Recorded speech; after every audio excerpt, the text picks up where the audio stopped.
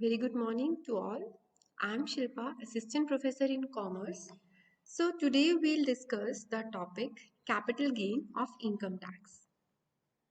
So here in this topic, what we'll discuss the like types of capital gain, types of capital asset, the whole basic concept of capital gain. So I'm going to open the PDF for the same. Yes. So कोई भी head पढ़ने से पहले we should know the basis of charge कि उस particular head का basis of charge क्या है, राइट। अब अभी जो हम आज हेड स्टार्ट करने जा रहे हैं दैट इज कैपिटल गेन। अब इस कैपिटल गेन हेड में बेसिकली हमें सबसे पहले उनका बेसिस ऑफ चार्ज पता होना चाहिए कि हम इस पर्टिकुलर हेड में किसी भी इनकम को टैक्सेबल कर क्यों रहे हैं, राइट। अगर आप देख रहे हैं कि यहाँ पे टू वर्ड्स है कैपिटल और गेन, इट मीन्स कोई भी कैपिटल नेचर का जो एसेट है अगर आप सेल करेंगे वहां से अगर आपको प्रॉफिट या लॉस होगा तो आप उसको इस पर्टिकुलर हेड में टैक्सेबल करेंगे। और इस सेक्शन का जो इस पर्टिकुलर हेड का जो बेसिस ऑफ चार्ज है वो 45 सेक्शन सब सेक्शन 1 के अंडर जो है वो कवर होता है, राइट। तो अभी हम इस पर्टिकुलर चैप्टर में ये पढ़ेंगे कि अगर हम कोई भी कैपिटल नेचर का एसेट सेल करते हैं और वहां से हमें प्रॉफिट या लॉस हो रहा है, वहां से होने वाला कैपिटल गेन इसी पर्टिकुलर हेड में जो है वो टैक्सेबल होगा। So here I am using the term capital asset कि कैपिटल एसेट को सेल किया जाएगा तो कैपिटल गेन हेड में जो है वो टैक्सेबल होगा। So we should know the meaning of capital asset here, right. As you can see कि हमने कैपिटल एसेट्स को 4 पार्ट्स में डिवाइड कर रखा है, movable asset, immovable asset, intangible asset और कोई भी right. Movable asset like share, security, gold, silver, motor vehicle, अगर आप इस तरह के एसेट्स को सेल करते हैं तो वो भी कैपिटल गेन हेड में टैक्सेबल होगा। लैंड एंड बिल्डिंग, अगर आप इसको सेल कर रहे हैं, कोई भी इंटेंजिबल एसेट लाइक गुडविल है, पेटेंट है, ट्रेडमार्क है, तो अगर आप उनको सेल करो वो भी इसी हेड में टैक्सेबल होगा। या इसके अलावा कोई राइट जैसे लाइक टेनेंसी राइट है, किसी टेनेंट का राइट, या लूम आर्स, जैसे सपोज मशीनरी को चलाने के लिए कितने नंबर ऑफ आवर्स के लिए आप चलाते हो, अगर आप वो लाइसेंस सेल करो तो वो भी इसी पर्टिकुलर हेड में टैक्सेबल होगा। कॉपीराइट है, या उसके अलावा आपका कोई भी रूट परमिट लाइसेंस है अगर आप सेल करो तो आपको इसी पर्टिकुलर हेड में उसका टैक्स देना है। और उसके बाद हम पढ़ेंगे इसकी एक्सेप्शंस। अब देखिए एक्सेप्शंस में क्या है, एक्सेप्शंस ऑफ कैपिटल एसेट कि ये वो कैपिटल एसेट है कि अगर आप इनको सेल भी करेंगे ना तब भी आप इनका कैपिटल गेन इस पर्टिकुलर हेड में टैक्सेबल नहीं होगा बिकॉज ये हमारा कैपिटल एसेट नहीं है। जिसमें हमारा फर्स्ट एक्सेप्शन है कोई भी स्टॉक, कोई भी कंज्यूमेबल स्टोर्स, बिकॉज स्टॉक क्या है जिसमें हम डील करते हैं, जिसकी हम सेल परचेज कर रहे हैं, राइट। तो जिसको हम सेल परचेज करते हैं, जिसमें हम डील करते हैं, बेसिकली वो हमारा पीजीबीपी जो चैप्टर है उसमें कवर होगा क्योंकि हम उसका बिजनेस कर रहे हैं, तो वो हमारा कैपिटल एसेट नहीं है। जो आपके कैपिटल एसेट है सिर्फ वही इस पर्टिकुलर हेड में टैक्सेबल होंगे। इसके अलावा आपके पर्सनल इफेक्ट, जो भी आपके पर्सनल एसेट्स हैं चाहे वो मूवेबल हैं या जैसे भी हैं, पर्सनल नीड्स के लिए अगर आप उनको यूज करो तो वो यहाँ पे टैक्सेबल नहीं होंगे, जिसकी एग्जांपल है क्लोथ्स, फर्नीचर, एसी वगैरह। हाँ, अगर ये जो फर्नीचर वगैरह है ये आप अपने ऑफिस के लिए यूज कर रहे हैं और तब आपका ये कैपिटल एसेट कंसिडर होगा और उसका गेन इस पर्टिकुलर हेड में टैक्सेबल हो जाएगा, राइट। लेकिन कुछ हमारे पर्सनल इफेक्ट्स ऐसे हैं जैसे like jewellery, drawings, painting, sculptures, इस तरह के पर्सनल इफेक्ट्स का जो कैपिटल गेन है ना वो इस पर्टिकुलर हेड में टैक्सेबल होगा। अब हमारी जो थर्ड एक्सेप्शन है that is rural agriculture land. अगर आपकी एग्रीकल्चर लैंड अर्बन है तो उसका कैपिटल गेन इस पर्टिकुलर हेड में टैक्सेबल होगा। बट अगर आपकी एग्रीकल्चर लैंड रूरल एरिया की है तो रूरल एरिया का जो एग्रीकल्चर लैंड है वो कैपिटल एसेट कंसिडर नहीं किया जाता, वो हमारी एक्सेप्शन में आता है। इसके अलावा 6% gold bonds, special bearer bonds या गोल्ड डिपॉजिट बॉन्ड्स जो गोल्ड डिपॉजिट स्कीम 1999 के अंदर इशू किए गए हैं, तो दीज आर द 6 एक्सेप्शंस जिसके ऊपर हम अपना कैपिटल गेन जो है वो कंप्यूट नहीं करते। तो जब आपको जैसे लाइक बीकॉम के स्टूडेंट्स को ये 5 मार्क्स में क्वेश्चन आ जाता है कि हमारी एक्सेप्शंस क्या है, कैपिटल गेन की, कैपिटल एसेट की एक्सेप्शंस क्या है, तो जब आपको ये क्वेश्चन अटेम्प्ट करना है तो सबसे पहले आप उनको बताओ कि कैपिटल गेन का बेसिस ऑफ चार्ज क्या है, कैपिटल एसेट क्या है, क्योंकि बेसिस ऑफ चार्ट से कैपिटल एसेट अराइज होगा ऑब्वियसली, तो आप उनको सबसे पहले ये बताएंगे कि आपका कैपिटल एसेट क्या है और उनकी एक्सेप्शंस क्या है कि जी ये वाले एसेट इंक्लूड करने हैं और ये वाले एसेट्स जो है वो इंक्लूड नहीं करने, राइट। उसके बाद आपका आता है types of capital asset which is very much important, which is the main foundation of this chapter जो हमें पढ़ना है।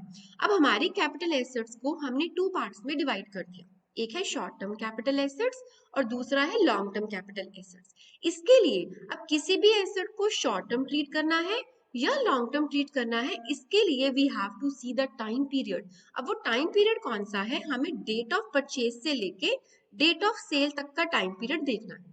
अगर तो डेट ऑफ परचेज से लेके डेट ऑफ सेल तक का जो टाइम पीरियड है वो 36 मंथ्स या 36 मंथ से कम का है, तो इन दैट केस आपका जो एसेट है वो शॉर्ट टर्म होगा।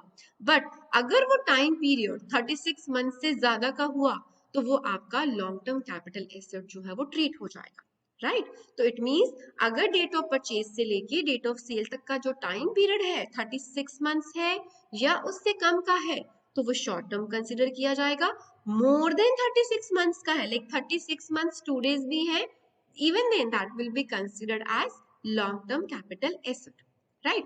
अब देखिए जनरली जो टाइम पीरियड हम देखते हैं वो 36 मंथ्स देखते हैं, बट कुछ एसेट्स ऐसे हैं जिनके केस में हम 12 मंथ्स का टाइम पीरियड जो है वो चेक करते हैं। अब वो एसेट्स कौन कौन से हैं, हमारे इक्विटी शेयर्स और प्रेफरेंस शेयर्स जो हमारे रिकॉग्नाइज्ड स्टॉक एक्सचेंज में लिस्टेड है, या हमारे डिबेंचर्स, बॉन्ड्स, गवर्नमेंट सिक्योरिटीज जो हमारे रिकॉग्नाइज्ड स्टॉक एक्सचेंज में लिस्टेड हैं, यूटीआई के यूनिट्स या units of an equity oriented mutual funds whether quoted और नॉट।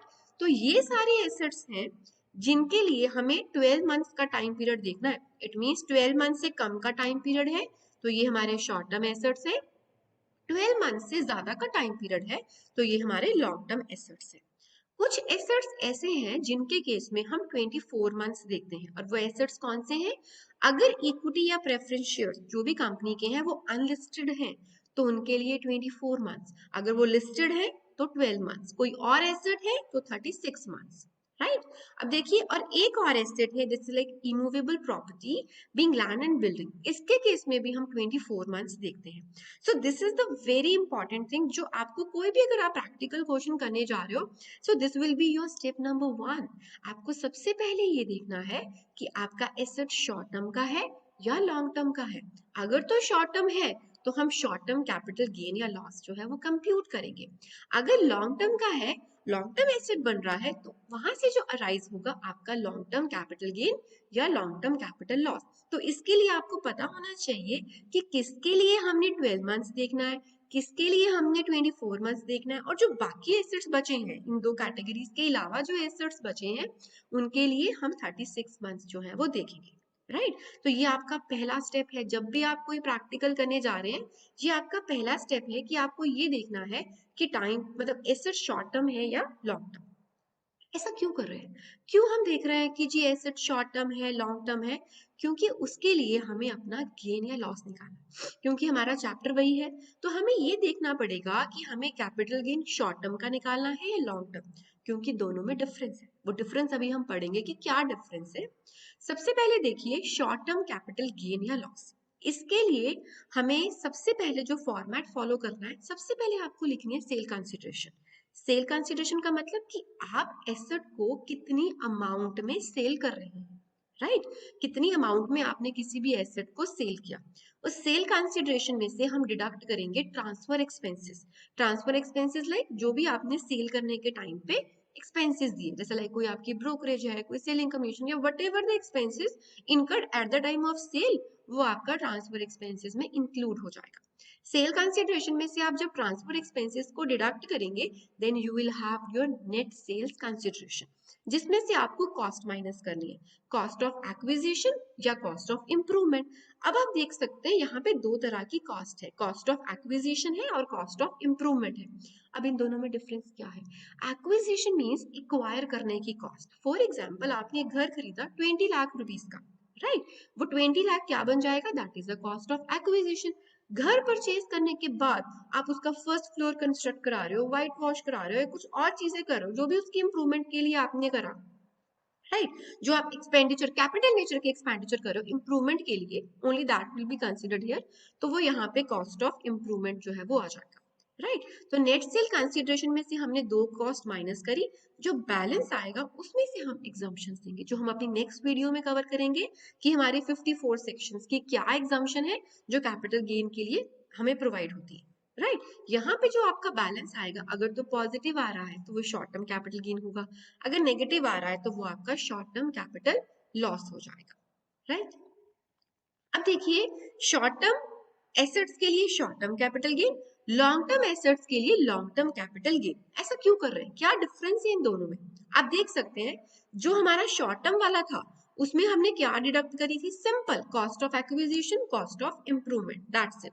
लेकिन जब हम लॉन्ग टर्म कैपिटल गेन या लॉन्ग टर्म कैपिटल लॉस निकालने जा रहे हैं तो आप देख रहे हैं कि कॉस्ट ऑफ एक्विजिशन और कॉस्ट ऑफ इंप्रूवमेंट के साथ एक वर्ड अटैच्ड है, that is indexed. Index means कि we have to compute the present value of that cost, ठीक है, कि हमें इसकी प्रेजेंट वैल्यू जो है वो कंप्यूट करनी है। ऑब्वियसली अगर आपने कोई 1950s में 50,000 का कोई घर खरीदा है और उसको आज आप 1 करोड़ का सेल कर रहे हो, तो आप बैलेंस के ऊपर टैक्स नहीं दोगे। आपको क्या करना है, उस 50,000 की, जो आपने 1950s में वो 50,000 का घर खरीदा है, उस 50,000 की पहले आज की डेट में वैल्यू चेक की जाएगी कि क्या है, उसके बाद उसका सेल कंसिडरेशन के साथ कंपैरिजन किया जाएगा।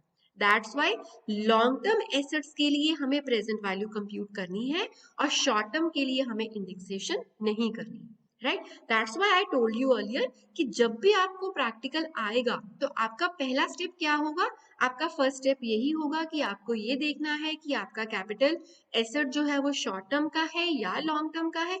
अगर शॉर्ट टर्म का होगा तो उसके ऊपर आप शॉर्ट टर्म कैपिटल गेन या लॉस कंप्यूट करेंगे, और अगर लॉन्ग टर्म का होगा तो उसके ऊपर आप लॉन्ग टर्म कैपिटल गेन या लॉस जो है वो आप कंप्यूट करेंगे। अब इंडेक्स कॉस्ट ऑफ एक्विजिशन और index cost of improvement minus करने के बाद जो बैलेंस आएगा उसमें से एग्जाम्पशन देने के बाद we'll have our long term capital gain या लॉस। अब जो इन कॉस्ट ऑफ एक्विजिशन की या कॉस्ट ऑफ इंप्रूवमेंट की इंडेक्सेशन करनी है, that I will cover in my next video, और जो एग्जाम्पशन है वो भी नेक्स्ट वीडियो में जो है वो हम डिस्कस करेंगे। तो अभी आज इस वीडियो में हमने क्या डिस्कस किया, द बेसिक कॉन्सेप्ट्स, कि बेसिक कॉन्सेप्ट्स क्या हैं हमें जो पता होने चाहिए in order to compute the long term और शॉर्ट टर्म कैपिटल गेन और लॉस।